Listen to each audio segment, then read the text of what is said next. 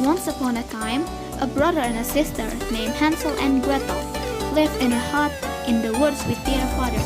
Their father was a woodcutter. His wife, their mother, had died. The two children were very young. Their father thought that he would not be lonely anymore when he finally remarried.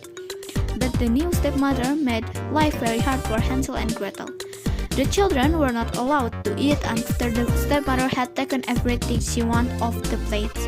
Most of the time, there was only a crust of bread left, and all day long were hard chores for them. Hansel and Gretel tried to tell their father about this, but he would not hear of it. It seemed the only one he would listen to was his wife. And all the stepmother talked about was how much trouble it was to have children in the hut, and how much she wished that they would go away forever. Each day, there was less and less food for the boy and girl to eat, yet the stepmother gave them more and more hard work to do. One day, Gretel begged her father, "Please, father, all day long we work hard and we're hungry." But the stepmother slapped her face. "You ungrateful brat," she yelled. That night, the two children were not allowed to sleep in the hut. Outside in the cold, they shivered and tried to keep each other warm. The next morning, when the sun rose, Gretel turned to her little brother. "Hansel," she said, "we cannot stay here. We must escape now, today, in the woods. Surely we will find more to eat when we are on our own than we get here at home." "Do you think?" said Hansel. "But what if we get lost?" "We won't," said Gretel.